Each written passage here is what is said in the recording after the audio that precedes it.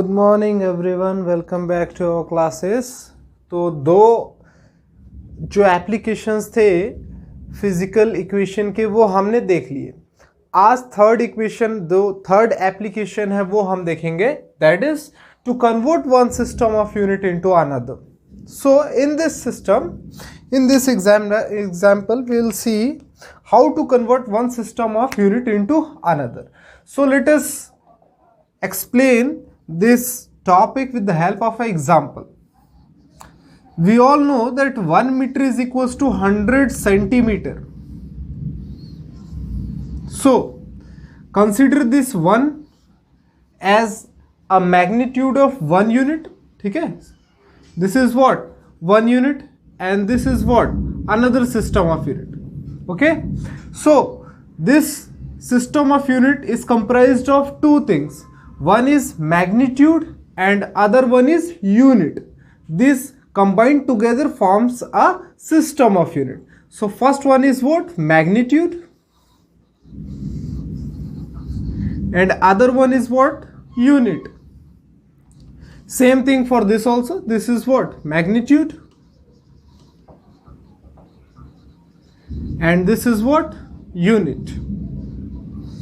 So as we had already discussed in our earlier classes that the combination of magnitude and unit, ठीक है, N for magnitude and U for unit. The combination of magnitude and unit always remains constant. हमेशा constant होता है। क्या 1 metre is equal to 100 centimetre दोनों अलग अलग चीजें हैं? ऑल दो 1 मीटर अलग बात है, 100 सेंटीमीटर अलग बात, लेकिन दोनों के वैल्यू तो सेम है ना, है कि नहीं? तो यही बात यहां पे कर रहे हैं कि 1 और 100 अलग अलग हो सकता है, मीटर और सेंटीमीटर अलग अलग हो सकता है, लेकिन इनका जब प्रोडक्ट लेंगे, इनको कंबाइन करेंगे, ठीक है, तो 1 metre is equal to 100 centimetre ही होगा। इसलिए मैंने बोला n into U will always be constant. इसका क्या मतलब है कि अगर दो सिस्टम की बात करें तो n1 u1 will always be equal to n2 u2। ठीक है, अब u1 की बात करें तो ये यूनिट mlt के टर्म में डायमेंशनल फॉर्मूला की बात करें तो ये होगा। ठीक है, इसके पावर में सपोज मैंने बोल दिया a b c है। ठीक है, ये इसका मैग्नीट्यूड हो गया n1। सिमिलरली इस तरफ क्या हो जाएगा? मैग्नीट्यूड n2 और इसका डायमेंशनल फॉर्मूला क्या हो जाएगा? m to the power a।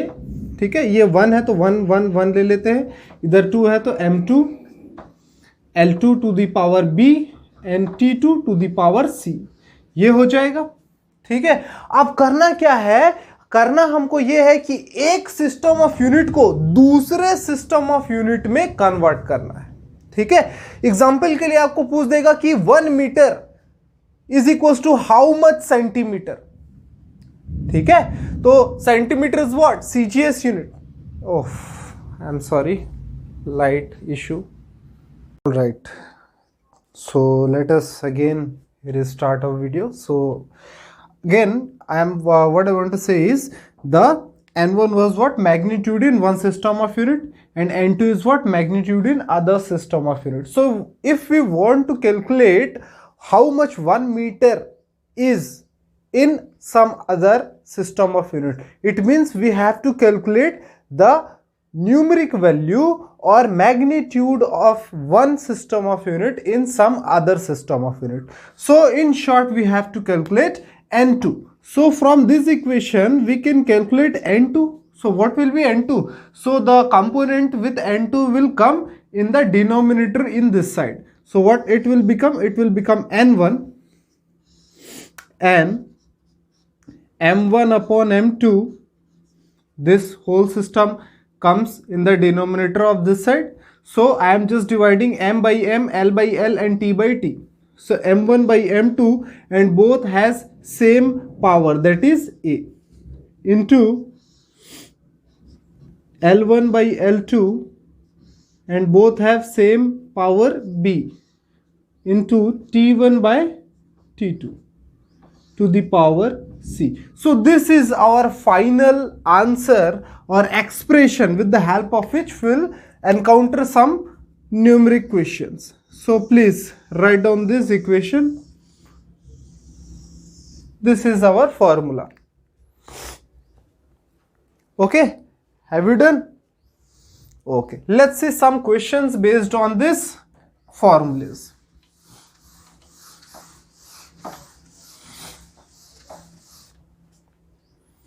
So let us see one question. Okay. Question is, convert 1 joule into arg, and now you have to convert 1 joule into arg. So you must know that what is joule and what is arg. So joule is what? MKS unit of work. It is a unit of work, we all know that. Okay, so it is unit of work. So definitely this is for sure that the system which you have been allotted in the question will have other system of same dimension. It means works have a formula joule in some kind of system of unit and arg in some kind of system of unit. So I must clarify you what are these. So joule is MKS unit. You can also call it as SI, as it is a advanced form of MKS unit. Okay, and arg is what? Arg is CGS. It is CGS. It is in CGS unit. Okay, so the dimension of work in MKS unit is joule and in CGS unit is arg. So simply the question is asking that how much joule is equal to arg. Sorry, 1 joule is equals to how much arg. Okay, so here we have simply what are given values. First of all, when you have to solve this type of questions, let us write first of all what are the given values. After that we will switch to the formula. So here it is given n1 is equals to 1 as it had been given. n2 that is been asked in the question to find out. So n2 is we have to find out. Okay, and u1 and u2 are what? These are units. Okay, so first of all let us know what is the dimensional formula of work. So dimensional formula of work, let me write whole statement.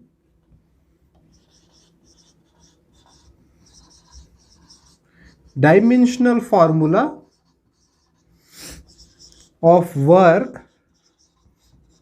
Work is what? Force into displacement, and force has a dimensional formula of mlt minus 2 and displacement is again what? L. So it will be ml2t minus 2. This is the dimensional formula of what? Work. So on comparing the power of ml and t, what we get? We simply know that we have to take either in both the cases m to the power a, l to the power b and t to the power c. Okay, on comparing this,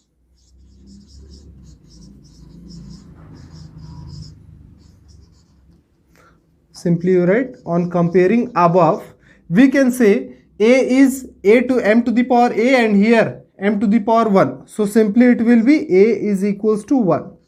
What about b? So l to the power b and here l to the power 2. So b is equals to 2. Simply t to the power c and t to the power minus 2. So c will be equal to minus 2.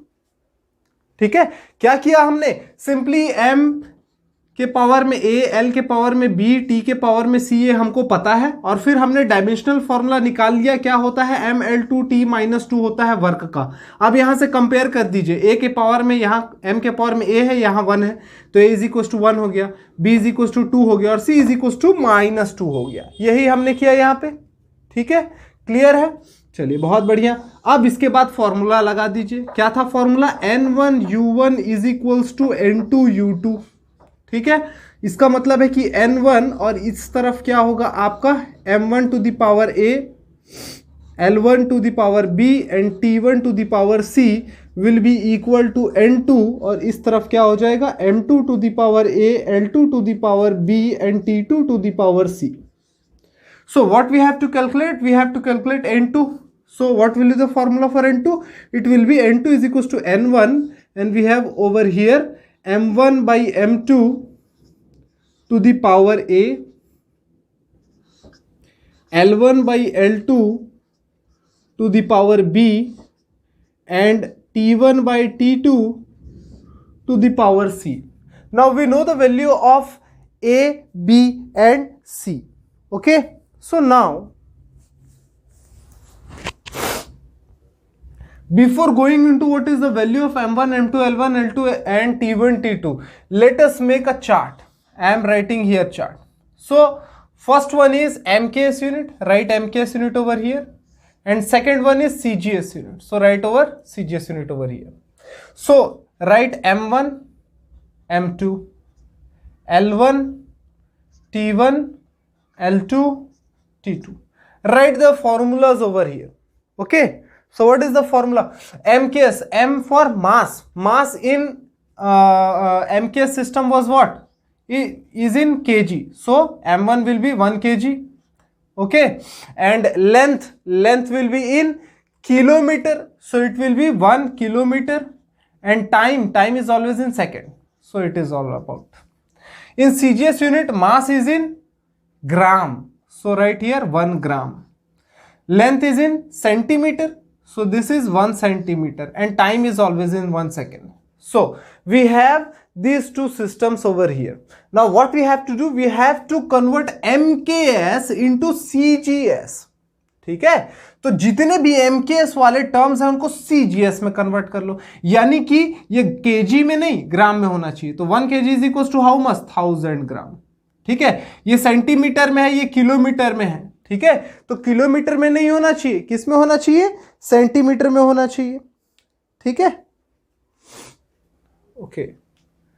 Metre, kilogram, metre, it is in not in kilometre, it is in metre. Okay, ये metre kilogram second होता है ना. सो metre है तो 1 metre में 100 centimetre और second है, it is equal. अब यहां पे वैल्यू पुट कर दीजिए. So N2 will be equal to what? N1 is 1. Okay. M1 by M2. M1 is how much? 1 kg. अभी तो चलो ऐसा ही लिख लेते हैं. 1 kg upon 1 gram to the power A. A is how much? 1. Okay. L1 by L2. L1 was 1 meter upon 1 centimeter. So write it 1 meter upon 1 centimeter to the power B. B is how much? 2. Okay. T1 by T2 both are 1 second and power is -2. अब convert कर लो सारे components को CGS में. ठीक है, तो ये kg नहीं ग्राम होना चाहिए, मीटर नहीं सेंटीमीटर होना चाहिए. So what we have 1 kg is equals to 1000 gram upon 1 gram to the power 1. Here 1 meter is equals to 100 centimeter upon 1 centimeter to the power 2. And here 1 second upon 1 second to the power -2. ठीक है, अब यहां से देखो gram से gram cancel, centimetre से centimetre cancel और ये सेकंड से सेकंड कैंसिल. तो what we have in our hand. Okay, I am just rubbing some part of this question. So what will be the value of N2? Here we have 10 to the power 3. Okay, or simply you can write 1000 also. Okay, I am writing 1000 into here we have 100 ka square, so we have 4 zeros. Okay, what about here? Here we are after cancelling we get 1 and 1 to power anything will gives you 1. So what we got from here? 10 to the power 4 and 3 7. So N2 will be equal to what? 10 to the power 7. It means 1 joule is equals to 10 to the power 7 erg. ठीक है, तो इस तरीके से एक system of unit से दूसरे system of unit में हम कन्वर्शन करते हैं. आया समझ में? चलिए, अगर नहीं आया तो एक और क्वेश्चन देख लेते हैं इससे, और तो आपका क्लैरिफाई हो जाएगा अगर एक से एक और देख लिया हमने तो. Okay, let me see some question. regarding this.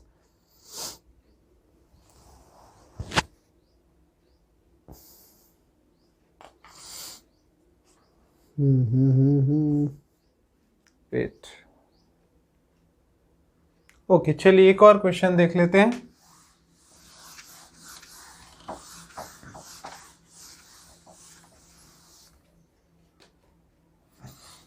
Question is convert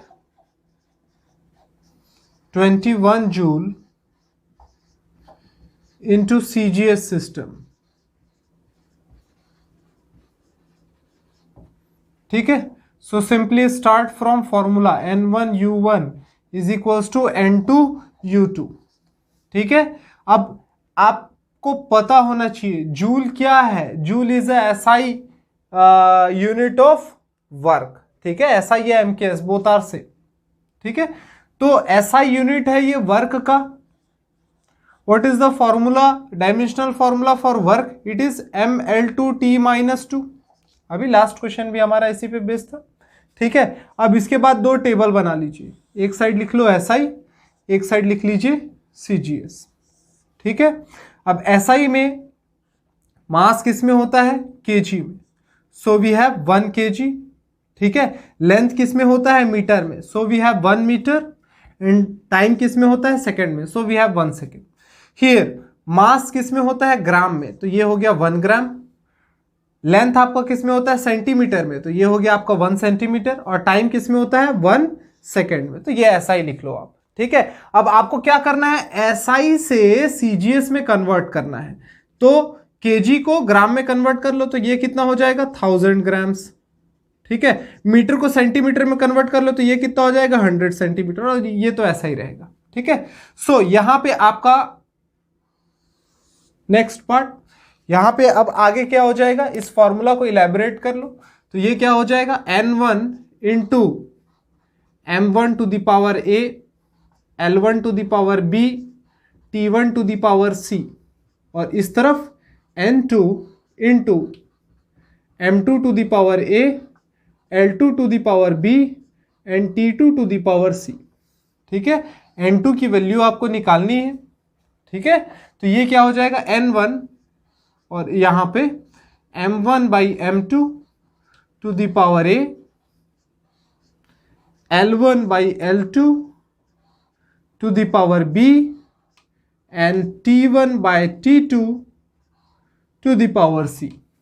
ठीक है, अब वैल्यूज डाल दीजिए. N1 की वैल्यू यहां पे कितना है? 21 joule. So 21 is the value for N1. अब N1 की वैल्यू kg में है, इसे आप ग्राम में रख सकते हैं. डायरेक्ट मैं यहां पे रख देता हूं. तो ये हो जाएगा 1000 ग्राम. और M2 कितना है? 1 ग्राम. ठीक है, और पावर को अच्छा यहां कंपेयर नहीं किया ना. ऑन कंपेयरिंग, कंपेयर भी कर लेते. On comparing A is equals to 1,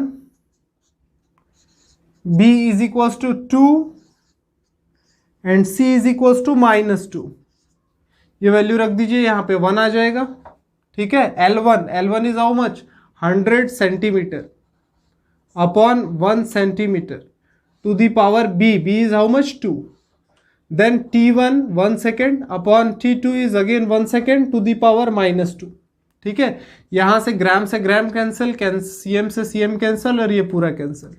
तो ये क्या आ गया? 21 और यहाँ पे 10 टू द पावर 3. ठीक है, इंटू यहाँ पे 10 टू द पावर 2 है और उसके पावर में 2 है. तो ये हो जाएगा 10 to the power 4. So how much it will be? It will be 21 into 10 to the power 7 erg. ठीक है, so we have directly I am writing N2 is equals to, so 21 joule is equals to 21 into 10 to the power 7 erg. ठीक है, बोलिए. ऐसे questions बड़े simply से आप कर सकते हैं. चलिए ठीक है, आपको मैं असाइनमेंट में और थोड़े हायर लेवल के क्वेश्चंस दे दूंगा जो आप खुद से प्रैक्टिस करिए. और बाकी फिर डिस्कस करेंगे इंटरेक्टिव सेशंस में. ओके, ठीक है, तो अब नेक्स्ट इसका एप्लीकेशन की तरफ चलते हैं. So fourth application is to determine the unit of any physical quantity. So what is to determine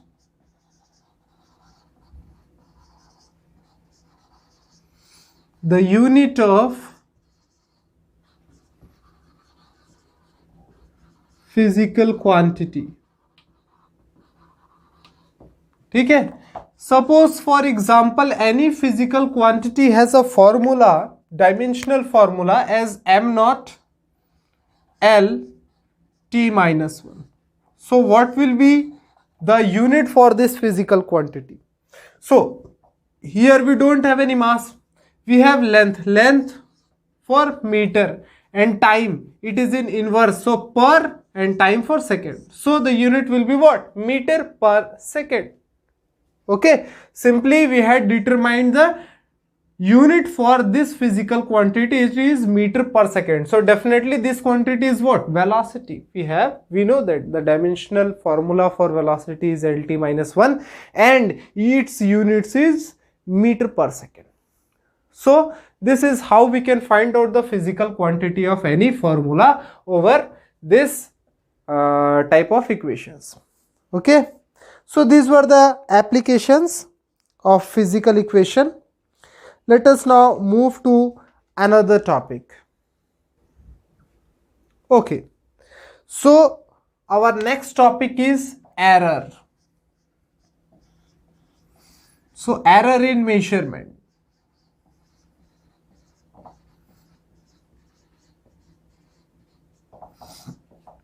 So let me tell you that if we are measuring some unit of any kind of quantity, then it is for sure that we cannot actually measure the exact unit of that quantity.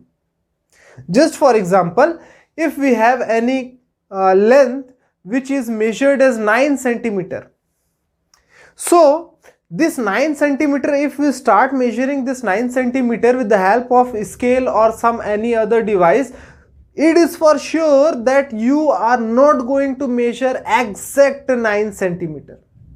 And if you are measuring it as an exact 9 centimeters, so definitely the actual length of that particular substance is not 9 centimeter. It may be somehow more or somehow less. So why it is happening? So it is happening due to many different kinds of error which we encounter in our daily life while measuring any physical quantity. ठीक है, हिंदी में आपको मैं समझा दूं कि किसी भी फिजिकल क्वांटिटी को आप मेजर करने जाते हैं तो एग्जैक्ट मेजरमेंट आप कभी भी नहीं ले सकते. डेफिनेटली किसी न किसी तरीके का एरर उसमें आएगा ही आएगा. ठीक है, ये इम्पॉसिबल है. ठीक है, तो कैसे कैसे एरर आते हैं. ठीक है, तो कुछ एरर्स के बारे में आपको मैं बता रहा हूं.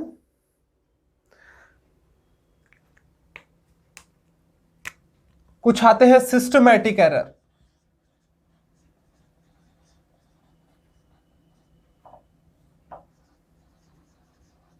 You will encounter random error. You will encounter gross error. So इस टाइप के आपके मेजरमेंट में एरर्स आएंगे. ठीक है, तो सिस्टमैटिक एरर यानी कि मे बी लिस्ट काउंट में जो इंस्ट्रूमेंट आप यूज कर रहे हैं उसमें कोई एरर होगा या फिर जीरो एरर होगा.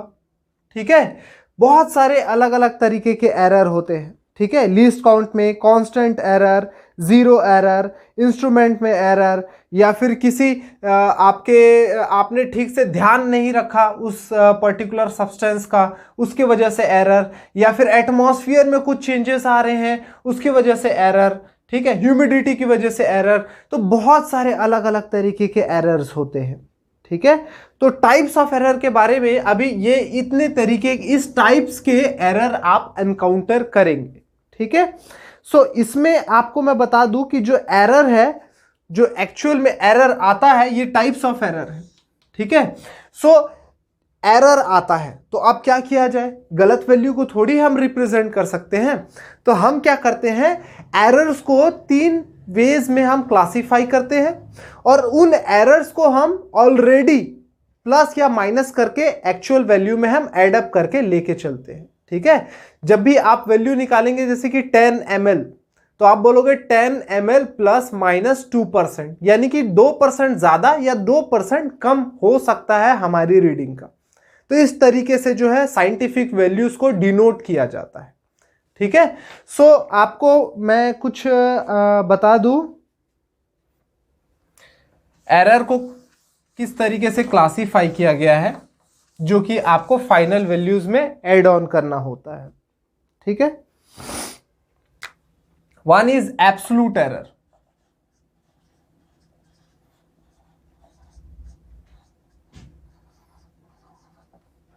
वन इज रिलेटिव एरर,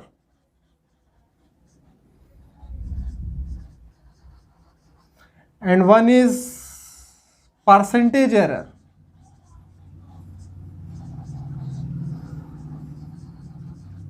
तो ये 3 एरर जो है हम फाइंड आउट करना देखेंगे। ओके, और इसके हेल्प से किस तरीके से किसी भी इक्वेशन में जो एरर आते हैं उनको कैसे करेक्ट करना है ये भी हम देखेंगे। तो एक एक करके देखते हैं, चलिए एक एक करके देखते हैं। सबसे पहला देख लेते हैं एब्सोल्यूट एरर। तो देखिए एब्सोल्यूट एरर क्या होता है। मैंने आपको बोला कि 10 मीटर का कोई वायर था, इसका लेंथ मेजर करिए। तो आपने जो है मेजर किया 9.8, ठीक है, तो इनका जो डिफरेंस हुआ, ठीक है, यानी कि 10 माइनस 9.8 कितना मिलेगा, 0.2। This is what, absolute error. ठीक है, तो इसका स्टेटमेंट आपका क्या हो जाएगा, द डिफरेंस ऑफ ये क्या है आपका एक्चुअल मेजरमेंट, ठीक है, और ये क्या है ऑब्जर्व्ड मेजरमेंट जो आपने लिया। ठीक है, दिस इज व्हाट एक्चुअल जो था वो, और ये आपने जो ऑब्जर्व किया वो। So the difference of actual measurement and observed measurement is called absolute error. ठीक है, सिंपली इसका अगर स्टेटमेंट लिखना चाहे तो क्या हो जाएगा,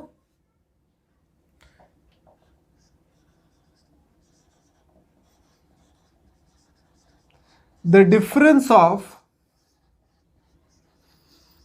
actual measurement and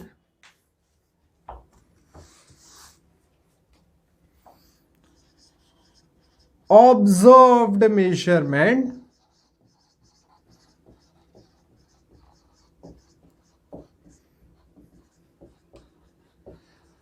is called absolute error. ठीक है, just for example, suppose A1, A2, A3 up to AN are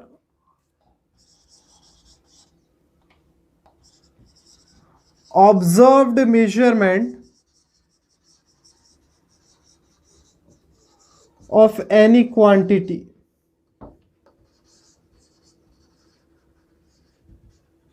ठीक है, किसी कोई आपके पास क्वांटिटी दी थी, आपने उसका जो ऑब्जर्वेशन लिया, आपने जो मेजर किया, that was A1, A2, A3, A4 like this. ठीक है, तो अब एब्सोल्यूट एरर क्या होगा, तो देखिए सबसे पहले तो रियल उसकी वैल्यू कितनी थी। तो रियल वैल्यू कभी भी हम कैसे निकालते हैं, जितने भी आपने ऑब्जर्वेशंस लिए हैं ना, उसका क्या ले लो, मीन ले लो। ठीक है, तो वही क्या हो जाता है आपका रियल वैल्यू। ठीक है, सो बेसिकली ये इसका मीन क्या हो जाएगा, A mean will be equal to what, A1 plus A2 plus up to AN upon N।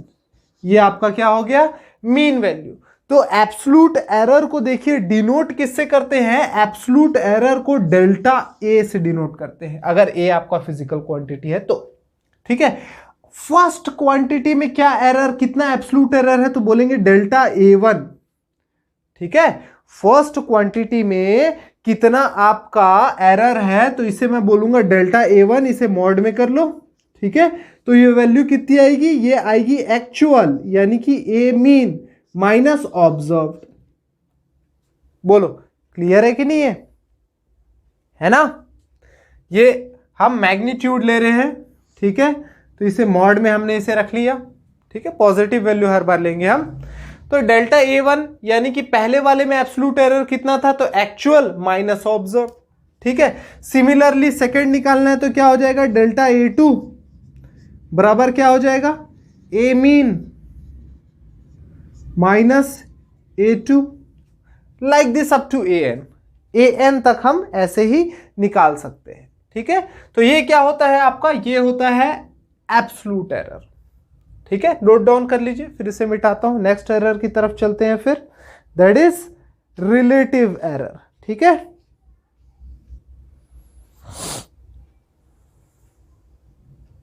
हो गया,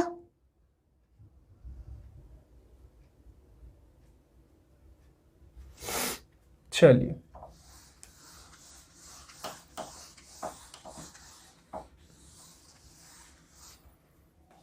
सेकंड देखते हैं, रिलेटिव एरर।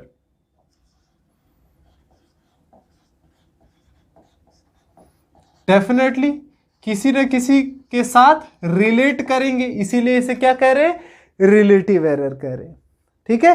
तो रिलेटिव एरर क्या होता है, it is the ratio of absolute error to its real value, ठीक है। इसका क्या बोला मैंने statement, it is the ratio of absolute error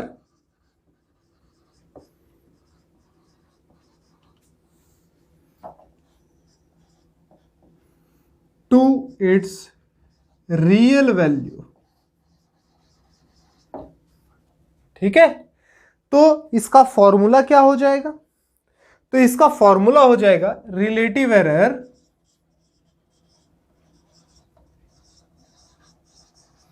is equals to absolute error upon real value और एक्चुअल वैल्यू, और एब्सोल्यूट एरर क्या होता है, real value minus observe value upon real value.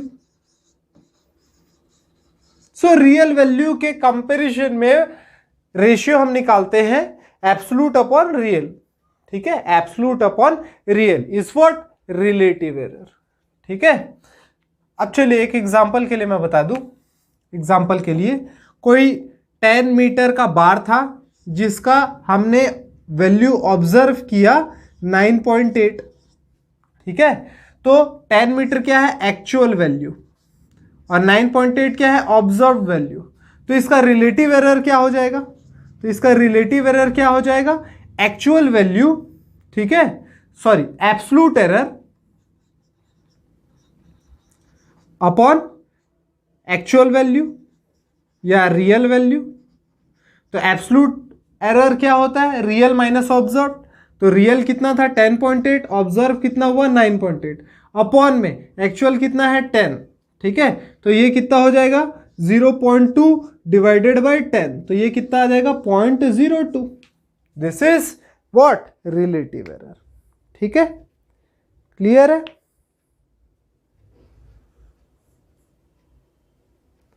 चलिए बहुत बढ़िया, कर लीजिए। थर्ड देखते हैं, परसेंटेज एरर।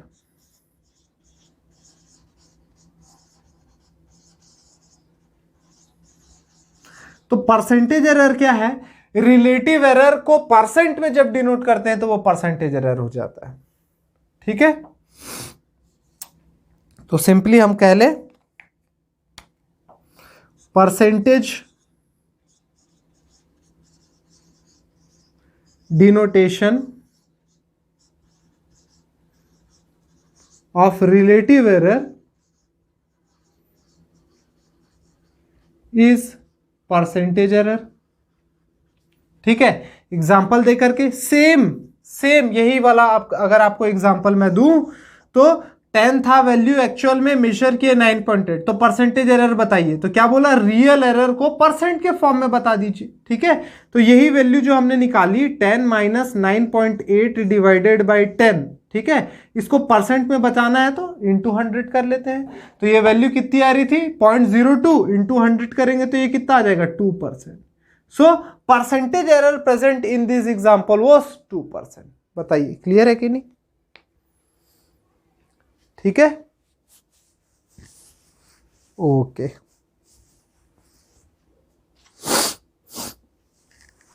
चलिए बहुत बढ़िया, आगे बढ़ते हैं। नोट डाउन कर लीजिए सारा कुछ।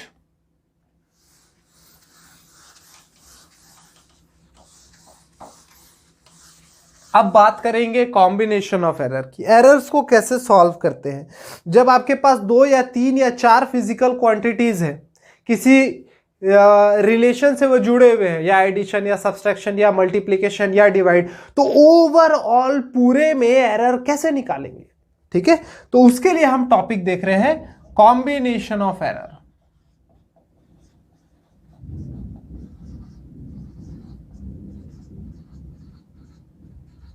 ठीक है, तो सबसे पहला इसमें देखते हैं एरर्स का एडिशन। ठीक है, देखिए एडिशन कैसे होता है। सपोज आपके पास कोई एक क्वांटिटी थी ए, ठीक है, एक्चुअल वैल्यू किसी क्वांटिटी का था ए, और इसमें जो एरर था वो है डेल्टा ए। ठीक है, ये एक्चुअल वैल्यू है और ये इसमें प्रेजेंट एरर है। ठीक है, कोई दूसरी क्वांटिटी थी बी और इसमें एरर हम मेजरमेंट में कर रहे थे डेल्टा बी। ठीक है, ए एक्चुअल वैल्यू लेकिन मेजर कर रहा हूं तो डेल्टा ए एरर आ रहा है। एक्चुअल वैल्यू बी लेकिन उसे मेजर कर रहा हूं तो एरर उसमें डेल्टा बी आ रहा है। ठीक है, तो अब यहां पे बोला जाए कि अगर दोनों फिजिकल क्वांटिटीज को मैं ऐड करता हूं, that is z is equals to A plus B. z कोई आपका अदर रिलेशन है जो कि इन दोनों के ऐड होने के बाद मिल रहा है। तो बताइए ओवरऑल z में कितना आपका एरर होगा? ठीक है, so simply we can write it as this equation. ठीक है, एरर की अगर मैं बात करता हूं यानी कि z प्लस डेल्टा z। ठीक है, यानी कि दोनों के एरर को जोड़ जाड़ करके क्या वैल्यू मेरे पास निकल करके आती है। ठीक है, अगर ये पॉजिटिव है तो प्लस ले लिया, नेगेटिव है तो माइनस ले लो। तो ये वैल्यू क्या आ जाएगी a प्लस माइनस ए में जितना एरर है, ठीक है, plus b plus minus b में जितना एरर है। प्लस और माइनस एरर में भी पॉजिटिव में भी नेगेटिव उसके लिए। ठीक है, तो यहां से सिंपली आप इसे सॉल्व करेंगे तो ये क्या आएगा a प्लस बी। ठीक है, प्लस माइनस अगर बाहर निकाल दे तो ये हो जाएगा delta A plus delta B. ठीक है, और इस तरफ क्या है z plus minus delta z। तो कंपेयर भी करेंगे तो आपके पास क्या वैल्यू आ रही है? अब यहां से z की वैल्यू आ रही है a प्लस बी। ठीक है, और डेल्टा z की वैल्यू क्या आ रही है? Delta a plus delta B. बोलिए है कि नहीं? ठीक है, क्लियर है? चलिए इसे नोट डाउन कर लीजिए। यानी कि जो एरर भी होता है एडिशन में वो ऐड हो जाता है। ये इसका आपका निचोड़ क्या था ये पूरा डेरिवेशन करने का, कि जो एरर होते हैं एडिशन में ऐड अप हो जाते हैं। ठीक है, ये टर्म बस आप याद रखिएगा, एरर क्या हो जाते हैं? ऐड अप हो जाते हैं। ये प्लस माइनस अगर चाहें तो आप ये बाहर में रख सकते हैं, मे बी अगर पॉजिटिव है तो या फिर नेगेटिव है तो। ठीक है, चलिए बहुत बढ़िया। अब बात कर लीजिए सब्सट्रैक्शन में क्या होगा। लिख लिए इसे? ठीक है, अब यही बात अगर मैं बात कर लूं सब्सट्रैक्शन की, सेकंड देख लेते हैं सब्सट्रैक्शन। सब्सट्रैक्शन का मतलब है कि a माइनस बी अगर आपको निकालने बोल दिया जाए, ठीक है, तब क्या होगा? तो यही कंटेंट आपका, ये z ओरिजिनल है, अगर मैं लूंगा डेल्टा z यानी कि दोनों के में कितना आपका एरर था वो भी जोड़ लिया जाए, तो a plus minus delta a, और यहां पे ये माइनस है तो माइनस लग गया यहां पे। ठीक है, अब यहां पे ये ब्रैकेट ओपन होगा तो ये माइनस b और ये वाला टर्म माइनस। ठीक है। तो ये माइनस बी बाहर लेके आऊंगा कॉमन के टर्म में, तो ये आपका माइनस यहां पे लग जाएगा, ठीक है। और यहां पे आपका क्या होगा, प्लस माइनस वाले के कंटेंट में, तो यहां पे प्लस माइनस का माइनस प्लस हो जाएगा और तो कोई चेंज नहीं होगा, ठीक है। तो ये वाला जो कंटेंट है आपका एज इट इज रहेगा और ये ए माइनस बी आपका जैसा पहले था। यानी कि आप चाहे प्लस करो या माइनस करो, एरर हमेशा एड अप होता है, ठीक है। इससे हमारा क्या कंक्लूजन निकला कि क्वांटिटी को चाहे ऐड करो या क्वांटिटी को माइनस करो, एरर हमेशा ऐड होगा, ठीक है। क्लियर है बात? अच्छा चलिए, बहुत बढ़िया, ठीक है। और देख लेते हैं कॉम्बिनेशन ऑफ एरर्स में मल्टीप्लिकेशन और डिवाइड का। तो आपको मैं डायरेक्ट बता देता हूं, ठीक है। इससे बेस्ड हम जितना न्यूमेरिकल करेंगे वो ज्यादा बेटर है, ठीक है। इसके डेरिवेशन पे मत जाइए। Just like z is equals to a dot B है, ठीक है। z इज इक्वल्स टू कोई आपके पास क्वांटिटी है a डॉट बी या a मल्टीप्लाइड बाई b, ठीक है। तो इसका फ्रैक्शनल एरर, ठीक है, इसका फ्रैक्शनल एरर क्या होता है, इसका fractional error delta z by Z बराबर होता है delta a by a plus delta b by b, ठीक है। इसका डेरिवेशन देखेंगे तो वैसा ही है, z का a इंटू बी है तो z प्लस डेल्टा z का क्या हो जाएगा, a plus delta a into B plus delta B. अब सारे क्वांटिटीज को वन बाई वन आप मल्टीप्लाई करिए, जो भी आएगा उसको फाइनली z से डिवाइड करेंगे तो ये आपका इक्वेशन निकल करके आएगा, ठीक है। तो आपका फाइनल आंसर यही आना है, ठीक। चलिए अब डिवीजन की बात कर ले।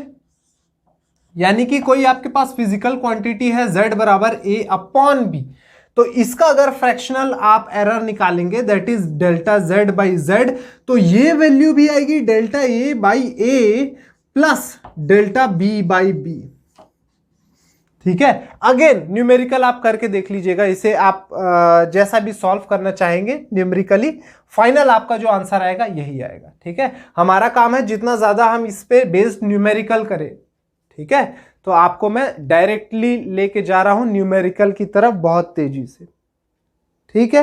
ये भी नोट डाउन कर लीजिए। यानी मल्टीप्लाई हो या डिवाइड हो, दोनों के केस में आपका फॉर्मूला सेम रहता है, ठीक है।